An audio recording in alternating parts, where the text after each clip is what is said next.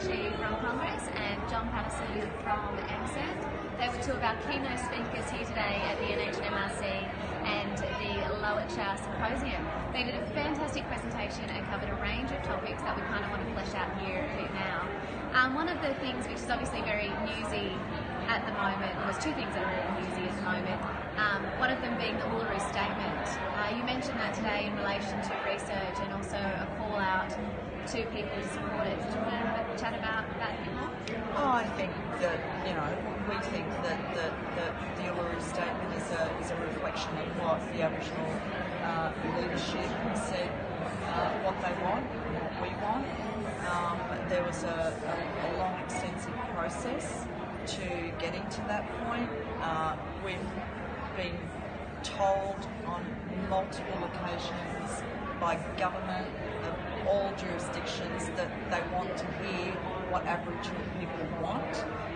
So we have given that message, and it is really, like some of our leaders, like Paterson has said, is a real kick in the guts. We finally put something to government to say what we want, and it's not being listened to. So what we're calling on the academic and research fraternity of today is to get behind what the Uluru Statement stands for and what the Aboriginal leadership is calling for. We need that really broad support, and academics and researchers can play a really key role in that.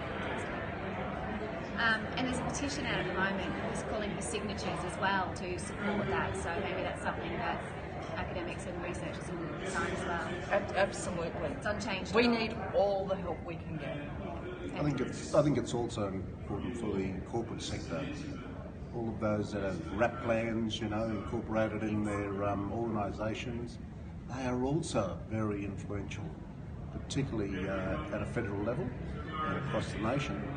And I think with their support and their them coming out and saying that, look, there ain't any major difficulty with supporting this, and that they support the call or the voices of the Aboriginal people across the nation, and I think that'll be a really influential voice of support for the to relay to the Australian federal government as well. Fantastic. And also something that is probably going to need a range of people's support is the findings from the Anti-Royal Commission into juvenile justice and child protection. Thank you. Did you want to have a comment on that? Because the findings are out this Friday. Sure. Look, it's just been over 12 months since we all observed the horrific 7:30 report on that Monday night of the treatment of youth in the Dondale Detention Centre. We applauded the Prime Minister the following day coming out and calling for a Royal Commission, or implementing a Royal Commission to look into the detention of youth in the Dondale facility. I want to take this opportunity to thank and compliment and applaud the work which the Commissioners Margaret White and Mick Gooder have done throughout this whole process. I've been involved with a number of government inquiries and reports and hearings at all levels, and I must say, being involved in this process was probably one of the best I've ever been involved with, and I say that because of the way Mick and Margaret undertook the hearings. They actually went out to remote communities. They held a number of regional forums. They held a number of meetings amongst key service providers, interest groups, communities, and more so with the families of those youth that were held in detention. And I believe that process and that consultative engagement with those key stakeholders have really given the Commissioners now a real insight, in depth, the knowledge and the understanding of what those youth have been through, what the system, the current detention, youth justice and child protection systems are like. And we've all agreed that it's failed us and something seriously needs to be done. From the Aboriginal Peak Organisation's perspective, we're calling on a single act, so meaning that the Youth Justice Act and the Child Protection Act be collapsed and devolved into one act. And the Aboriginal leadership in the Northern Territory is prepared to work with government and other legislators to draft that piece of act. We're also recommending that new child protection and youth justice services and program be Aboriginal community control led. It's critical. That's almost a non-negotiable on our behalf. We believe that with the majority of these kids being from Aboriginal backgrounds, that Aboriginal organisations who have the capacity need to lead the reform and the implementation of services and programs. We've also called for an Aboriginal Child Commissioner so that they can oversee the implementation of the findings in the reports. And we do not and we will not sit on our hands and watch this report be put onto the bookshelves to gather dust like many other reports into Aboriginal affairs that have been undertaken throughout this country. We will be vigilant. We will be monitoring and on a daily basis to ensure that governments take at both levels, federal and Northern Territory government, remember that both have agreed for the Royal Commission. So we believe that there is a joint responsibility for both levels of government to commit the appropriate resources and funding to enable governments and preferably the Aboriginal community controlled sector to take the lead in implementing those findings and recommendations. Something we were just talking about before we switched on the camera was the fact that even though this is only for the Northern Territory, that other states and territories should actually be looking at these findings, because we know that juvenile justice in all of our states and territories is not what it should be. Exactly, and I think what we all need to, we're here at this forum today talking about data, evidence. You know, evidence needs to drive policy and public policy. So we, you know, if these recommendations and the recommendations that, you know, these things that John's talking about, our advocacy has been and is based on evidence. You know, so we've got to, you know, sometimes there are hard decisions that need to be made, not the easy ones that are about, for the popular vote. Those hard decisions need to be made that are actually politically sensitive, require the commitment of governments, and we're committed, aren't we? Absolutely. We're committed. Absolutely. We'll be there. We'll work in partnership. But we've got to be the drivers too. Absolutely. Far too long, the last decade, Aboriginal people have been passengers in the motor vehicle. It is now time that the Aboriginal people get into the driver's seat and start driving and taking responsibility and owning these services and programs and delivering on behalf of communities. And we want to, don't we? Absolutely. Yeah. Absolutely. And you're doing that in terms of research. Yes. Would you like to just elaborate on what's happening within the Northern Territory, and particularly Central Australia, around research? Well, we've got this wonderful opportunity in front of us now as a result of, getting the NHMRC support for our Central Australian Academic and Health Science Centre.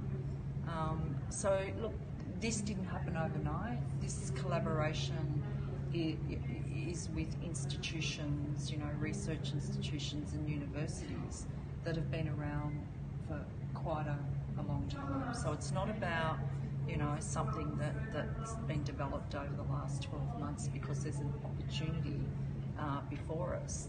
These are relationships that have been around for a really long time, and as a result of that, we have this opportunity in front of us, which we are going to maximise and really have the Aboriginal community controlled health sector in the driver's seat.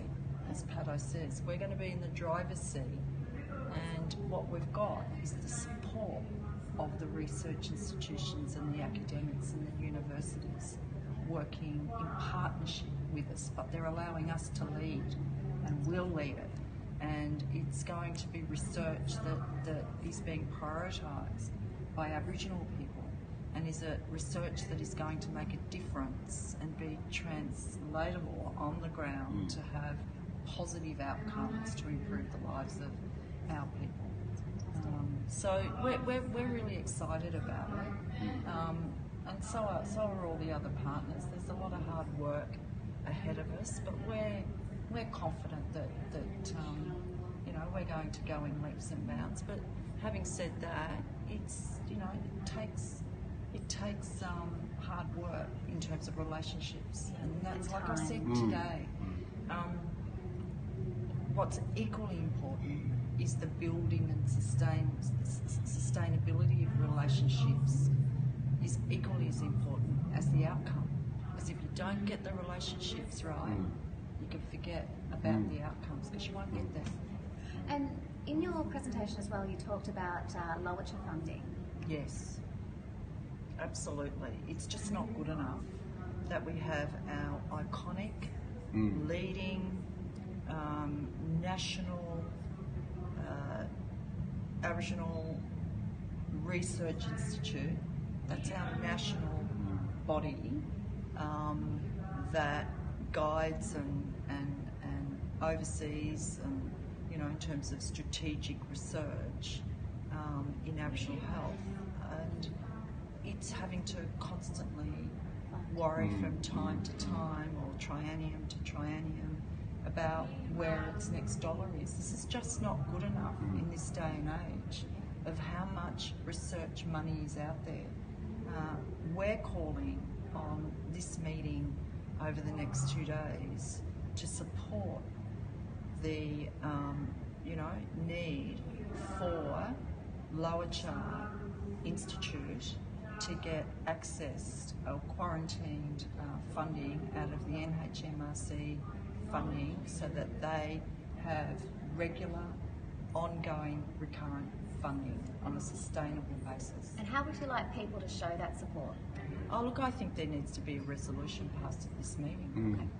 And that needs to be, conveyed then to the powers that be that make these decisions. Right. We will put that to them. I'm sure you already have. Is there anything else you want to add about your presentation or today, or any quick key take-homes? Yeah, look, all I wanted to say was my final comments was to thank NHMRC and the Lowitja Institute. It's just fantastic. Really, really is fantastic, and it's well overdue for the two leading research institutions to, one the funder and one the research institute, to come together and host such a very, very important conference. We can see today with over 400 people in attendance. Their biggest, by the way. Their biggest, and it's just fantastic, and that's the future of research. It's about engaging with the Aboriginal leadership right across this country. Yeah. You've got really experienced now Aboriginal people that are professors and the best researchers in this country, along with chief executive officers and key medical professions that are engaged at all levels of the sector right across this country. And look at that panel today. Wasn't that a stunning panel? Fantastic. And the knowledge and the experience that's being shared amongst everybody here is just, it's gold. So we have to absolutely gold. We've got it. We just need the space. Just need to be empowered to be able to come together and share that knowledge. Let us do it. Yes, that's right. Knowledge equals power, and let's get on with it. Yeah. Thank you. Excellent.